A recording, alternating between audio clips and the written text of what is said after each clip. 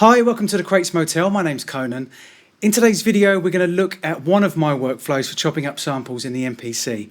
Now, I'm not trying to reinvent the wheel here. I'm sure there's some things that I do that loads of other people do, but there might be something there for you that you've missed, or there might be something there that inspires you. It's a quick workflow for chopping up samples, so it'd be good for a beginner.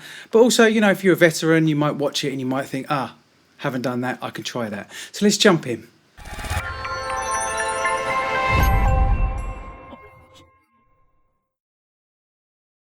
So here we are on my MPC One. Now, don't let anybody tell you there's a right or wrong way to chop up samples. Everyone has their own workflow, and that can change. You can stick to the same workflow forever if you like, or you can change it every single day. You know, there's so many different ways to chop up samples on the MPC. Don't let anybody tell you there's a right or wrong way. I tend to use the data wheel more than anything. I don't use the Q-links very often. I use them more maybe when I'm mixing or automation, that kind of thing. But when I'm chopping up samples, I tend to use this technique where I use one of the Q-links on the Q-link 4 because it's zoom, and I'll show you why. And the rest of the time I use the touchscreen to pick the setting, and then I use the data wheel to change the setting. So we're going to chop this sample up. Before I chop up samples, I work out what the tempo is. The MPC is pretty good at working out tempos, but not always. If you've got 2.5 bars or 6.5 bars or a really long track, etc., or there aren't very obvious transients or whatever, the algorithm doesn't always get it right. So whatever it says there, I will still tap tempo myself. But also when you tap tempo, it will set the BPM of the MPC. At the moment, I've got it set to 120 as a default. So we go back into the sample, play the sample.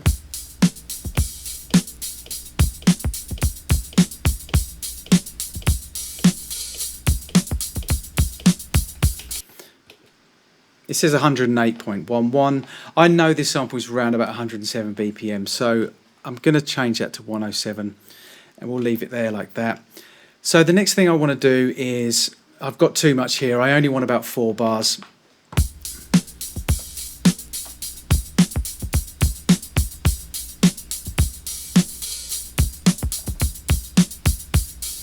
So I can see it's round about here, so just quickly I'm going to drag that in, and here we zoom in, make sure it's set to end.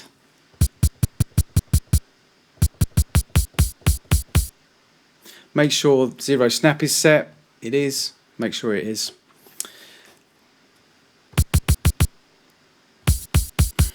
Now, an old trick that we used to use on SP1200s, because we didn't have these kind of visuals to cut samples up, we would play the sample really, really slowly, because then you can hear if there's a gap at the start of the sample.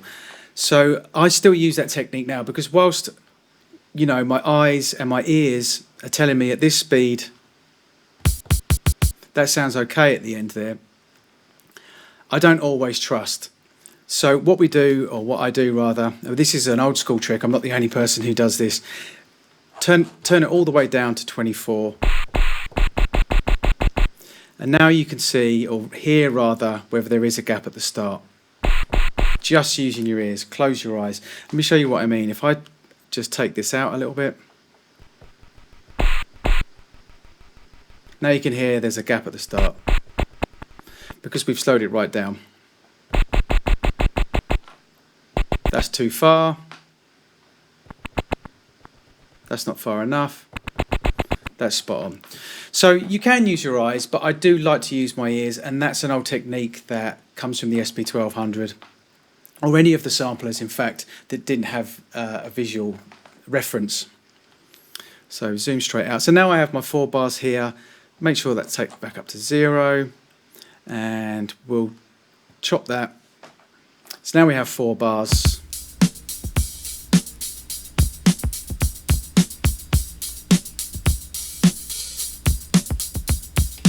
And now we're going to go into chop. So here's where the data wheel and the zoom really come into their own. So we're going to the chop screen.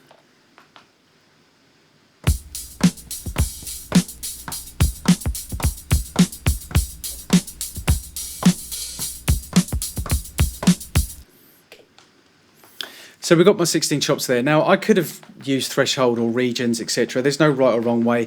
I just personally prefer to chop things up manually, because with samples you don't you know, sometimes you want to get a feel for the groove. It's not always going to be in the place where the threshold might pick up on. There might not be transients in the right place for it to pick up on. Regions might not do it properly. You know, that you can still use them, and they're really, really useful in certain situations. I do use regions sometimes if I'm working really, really quickly, and I know that the beat is absolutely spot on time on a grid. Threshold I use sometimes as well. It's really useful if you're sampling a drum machine, for instance, and you'll sample one long sample, kick, snare, hat, etc. Just use threshold and it just chops it up for you really, really quickly, and then you can just trim up just to get it a bit more accurate. So there's no right or wrong way again, but in this particular situation I prefer to use manual. I've chopped it up there into 16 parts there. Now here's where I start using the zoom and the data wheel. So I will click on start, and now I'll make sure I take off link slices, because I don't want the start and ends to move when I'm adjusting. I want them all to be individual start and ends. So what I do is I quickly run through the starts on all the different parts. So starting with number 1. Now I already knew that 1 was in the right place because I'd already trimmed the sample. But let's go through them really, really quickly, just to show you how quick this method can actually be.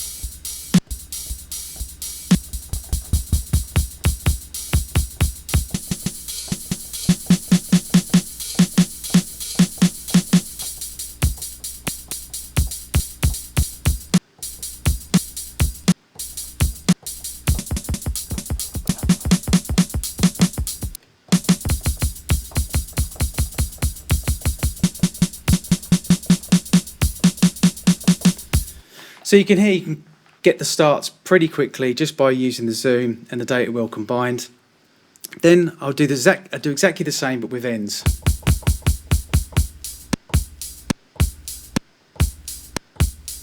Now you kind of have a reference point where the end is, but it isn't always right, and sometimes you want to make it tighter. This is why I don't have the link slices.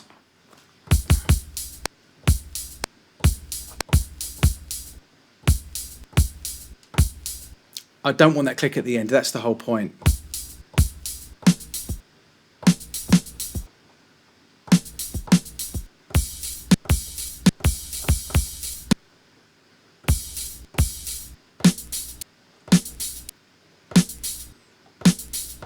So there's an example where the start of the chop and the end of the chop, there is actually a tiny little bit in there. In between, you can see here. So that's why I use this technique, zooming in and out, and why I don't have link slices on.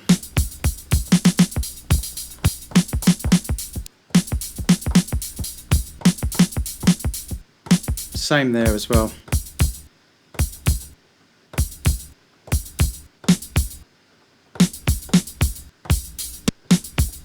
See, tiny little click at the end there, gone.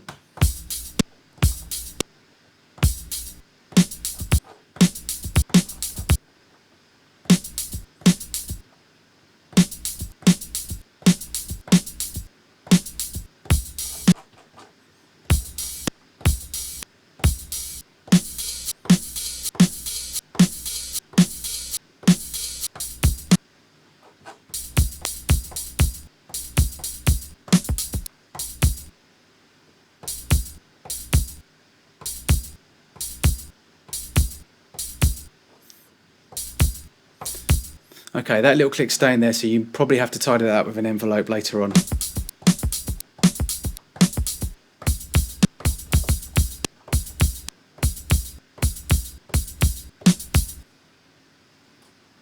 Okay.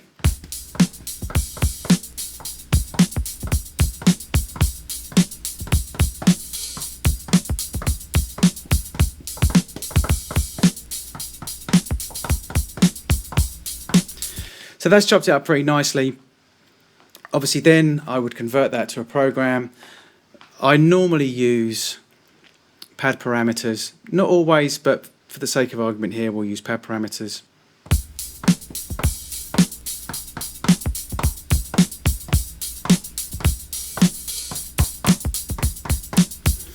Now obviously there's a lot more to it. There are other things in programs that you can do, but to tidy it up, to get it exactly right, etc. But I just really wanted to show you my very quick workflow for chopping up samples using the data wheel and the zoom button. You can just zip through things really quickly, and then you can clean things up later on. So there you have it. As I said, very simple, quick video showing one of the workflows that I use for chopping up samples. What I really want to say is there are so many different ways to chop up samples in the MPC. Don't get locked into one workflow. Look at what other people are doing. You know, absorb, embrace what they're doing. You know, they might have a way of a particular workflow might combine really well with a workflow that you're using. You know, don't get stuck in one workflow, because you're just going to be your own worst enemy if you do that. So try different things out, you know, throw a curveball, use regions sometimes, use threshold sometimes. There's so many different ways, and there is no wrong or right way.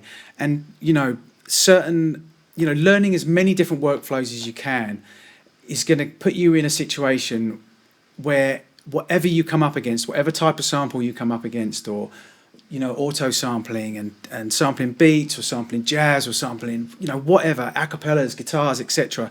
You'll know what chopping technique or workflow to use for that particular situation. So don't get stuck in just using one workflow. You know, embrace all of the different workflows that there are.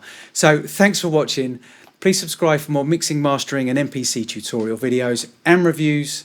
This is the Crates Motel. My name's Conan. Until next time.